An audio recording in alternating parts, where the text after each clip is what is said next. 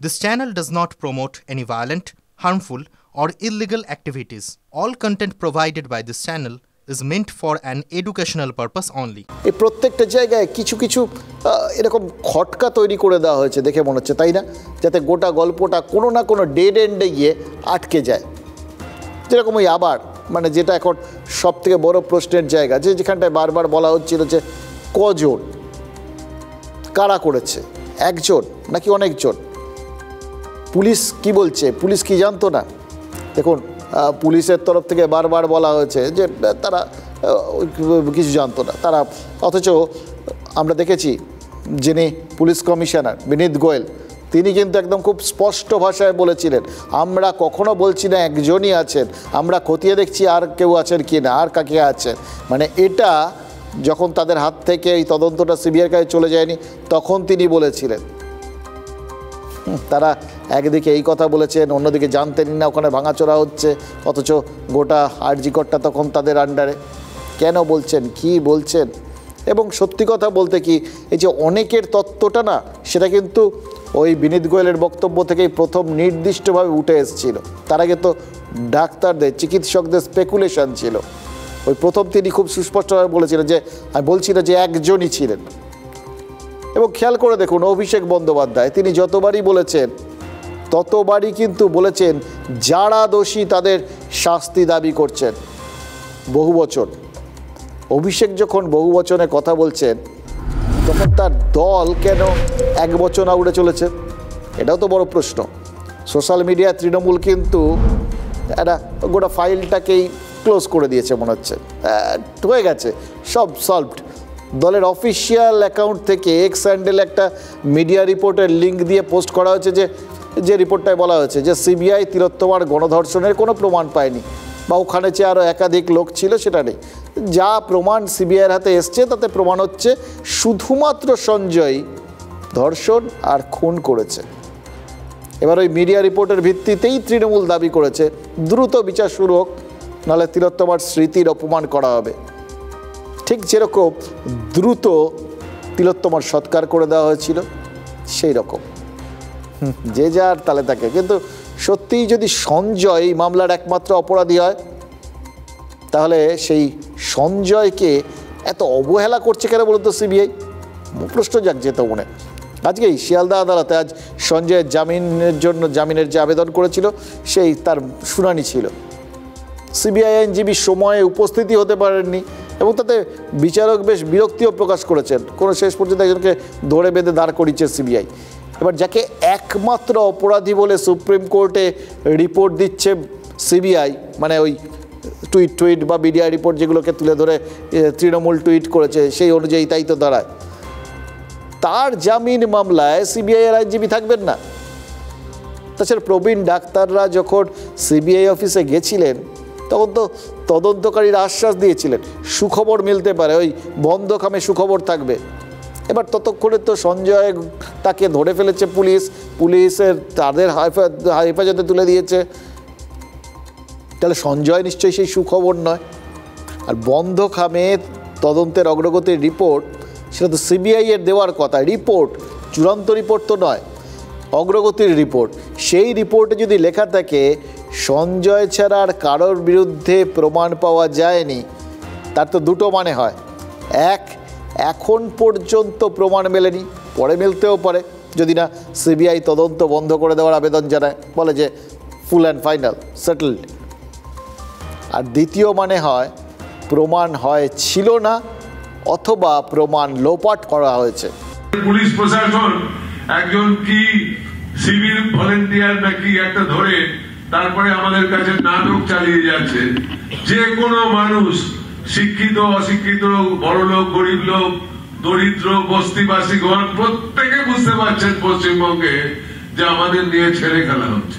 যা কিছু অন্যায় হয়েছে সেই সব অন্যায় কিন্তু আমরা পরিলক্ষণ করেছি যারা আরজি করে কাজ করেছি। যে পোস্টেই থাকুক না কেন, সে কিছু বিন্দুমাত্র আঁচ পায়নি আগস্টের 9 তারিখের আগে। আমি কেন 25 শিশুও বিশ্বাস করবে না। দেখুন, পুলিশ তিলোত্তমার দেহ উদ্ধারের পর আরজি করে গেছে, আর ডাক্তাররা তারা তো স্বাস্থ্য ব্যবস্থাকে একদম ভেতর থেকে চেনেন, তার রোগগুলোকেও খুব ভালো জানেন। তাই পুলিশ যা বলছে ডাক্তাররা তা মানছেন না, মানে বেসুরো। এদিকে শাসক দলের ভেতরেও তো বেসুরো সঙ্গীত বেজেই চলেছে।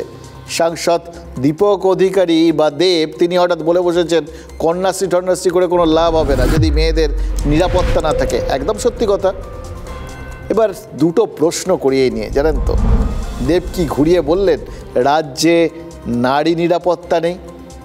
দেব কি কন্যাশ্রী বা ওই বিভিন্ন যে প্রকল্পগুলো বেটি বাঁচাও টাচাও সেগুলোর যথার্থতা নিয়ে প্রশ্ন তুলতে শুরু করে দিলেন? সমস্ত রাজনৈতিক দল সবাইকে যেভাবে ব্লেম করছে, আমরা টুইটারে বা সোশ্যাল মিডিয়ায় দেখছি যে আসামের চিফ মিনিস্টার আমাদের চিফ মিনিস্টারকে বলছে, আমাদের চিফ মিনিস্টার অন্য চিফ মিনিস্টারকে বলছে। এইটা শুধু বাংলার বা অন্য রাজ্যের ইস্যু না, এটা আমার দেশের ইস্যু। এই কন্যাশ্রী বা রূপশ্রী বা বেটি বাঁচাও বেটি পড়াও কোনো মানে নেই যদি আমরা আমাদের দেশের বেটিদেরকে না বাঁচাতে পারি। আমার মনে হয় এক্ষুনি কেন্দ্র সরকারের অল পার্টি মিটিং ডাকা উচিত, অল সিএম মিটিং ডাকা উচিত। বাংলার বা পশ্চিমবঙ্গে বিধানসভা পাস হলো সেইটা যাতে নয়, এটা আমার মনে হয় কি দেশের সংবিধানে এটা নিয়ম আসা উচিত। যেটা দেব বলেছেন তার ব্যক্তিগত ব্যাপার, তবে কন্যাশ্রীর সঙ্গে একে রিলেট করার কোনো মানে হয় না।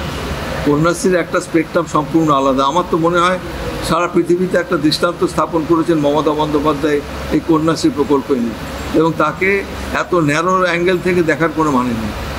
এগুলো সমস্ত বিলম্বিত বোধোদয়। তবু বলবো দেব তার যে এই ফিলিং এবং সে যে এটা বুঝতে পেরেছে, প্রত্যেকেই বুঝতে পারবে আস্তে আস্তে, সময় নেবে আর কি, বুঝতেও পারছে। ঠিকই তো বলেছে। কন্যাশ্রী থেকে শুরু করে যে স্কিমগুলো মমতা বন্দ্যোপাধ্যায় করেছেন তাতে হাজার হাজার লক্ষ লক্ষ মেয়ে সুরক্ষা পাচ্ছে, স্বনির্ভরতা পাচ্ছে। ফলে এর সঙ্গে কোনো বিচ্ছিন্ন সামাজিক ব্যাধির কোথাও কোনো সম্পর্ক নেই। দেব কিন্তু সঠিক প্রশ্নটা তুলেছিলেন এবং বৃহত্তর অর্থেই তুলেছিলেন, কিন্তু ওই কোথাও গিয়ে রাজ্যের কিছু নিয়ে কোনো প্রশ্ন তোলা যাবে না। যা তুলতে হবে সব বাইরের ইস্যু নিয়ে বা কেন্দ্রীয় সরকার যেগুলো। শুধু বেটি বাঁচাও বললে ঠিক ছিল, কন্যাশ্রী রূপশ্রী বলেই পুরোটা গণ্ডগোল করে দিয়েছেন। তখন তার যথার্থ বক্তব্যগুলো আর যথার্থ নেই। এই হচ্ছে রাজনীতির মজা। দেখুন, তিলোত্তমাকে ঘিরে এই প্রতিবাদটা যবের থেকে শুরু হয়েছে তবের থেকে কিন্তু লক্ষ্মীর ভাণ্ডার আর কন্যাশ্রীর প্রসঙ্গটা উঠছে। কিন্তু শাসক দলের ভেতর থেকে এই প্রসঙ্গ উঠলে অস্বস্তি তো হবেই। শাসকের অস্বস্তি কি কম এই বাজারে? সেটা তো আরও বাড়িয়ে এইদিকে এতদিন ছিল প্রতিবাদ, এবার শুরু হয়েছে প্রত্যাখ্যান। রাজ্য সরকারের দেওয়া পুরস্কার, পদ, সম্মান সবই তো বিশিষ্টজনেরা ফিরিয়ে দিতে শুরু করেছেন। নাট্য ব্যক্তিত্ব চন্দন সেন তিনি দীনবন্ধু মিত্র পুরস্কার ফিরিয়ে দিয়েছেন। সুপ্রিয় দত্ত, বিপ্লব বন্দ্যোপাধ্যায় এরাও পুরস্কার ফিরিয়ে দিয়েছেন। সুদীপ্তা চক্রবর্তী তিনিও দিয়েছেন। সরকারি পদ ছেড়েছেন দুর্গাপুজোর অন্যতম মুখ হিসেবে পরিচিত শিল্পী সনাতন দিন্দা। শিক্ষারত্ন পুরস্কার ফিরিয়ে দিয়েছেন পূর্ব মেদিনীপুরের দীপক মজুমদার। তবে হ্যাঁ, অনেকেই কিন্তু ওই শুধু তিলোত্তমার ধর্ষণ খুনের প্রতিবাদে পুরস্কারটা ফেরাচ্ছেন না। এটা একটা মজার ব্যাপার। তারা নারী নিরাপত্তার দাবিতেও না। তারা পুরস্কার কেন ফিরিয়েছেন জানেন? ওই কাঞ্চন মল্লিকের জন্য। তিনি ওই উত্তরপাড়ার বিধায়ক, তৃণমূল বিধায়ক। তিনি বলেছিলেন না যে এই পুরস্কার ফিরিয়ে দিক, চ্যালেঞ্জ ছুড়েছিলেন। কাঞ্চন মল্লিক চ্যালেঞ্জ ছুড়েছিলেন, সেই জন্যে তারা এই পুরস্কারগুলো প্রত্যাখ্যান করেছেন। পরে কাঞ্চন ক্ষমাও চেয়ে নেন, কিন্তু তৃণমূলের তরফে কিন্তু কাঞ্চনের বক্তব্যের সমালোচনা করা হয়নি, সরকারের তরফে সতর্কও করা হয়নি। এবার মুশকিল কি জানেন? মানুষ একবার ক্ষেপে উঠলে নিয়ন্ত্রণ করা কিন্তু খুব মুশকিল। বিশিষ্ট জনেরা কিন্তু ক্ষেপে উঠেছেন, যাই যে কারণেই হোক, যখন থেকেই হোক, কিন্তু আলটিমেটলি সব তো গিয়ে ওই একই নদীতে মিশবে। আজ যেরকম সুবোধ সরকার মুখ খুললেন, তিনি বলেছেন পুরস্কার থাকলে ফিরিয়ে দিতেন। নিরাপত্তা ইস্যুতে সরব হয়ে শাসক শিবিরের এই ঘনিষ্ঠ কবি যখন মুখ খোলেন, তখন বুঝতে হবে যে বিষয়টা কিন্তু আর খুব সহজ সরল নেই। বলেছেন সুবোধ সরকার যে তিনি পতাকাবিহীন আন্দোলন মিছিলকে সমর্থন করেন। হ্যাঁ, এখন তিনি পথে নামবেন কিনা সেটা অবশ্য বলেননি। তবে সুবোধবাবু অবশ্য তৃণমূল বিধায়কের ওই পুরস্কার ফেরানো নিয়েও কিছু বলেননি। সেটাও বোধহয় তার পুরস্কার নেই তো, সেই জন্যে।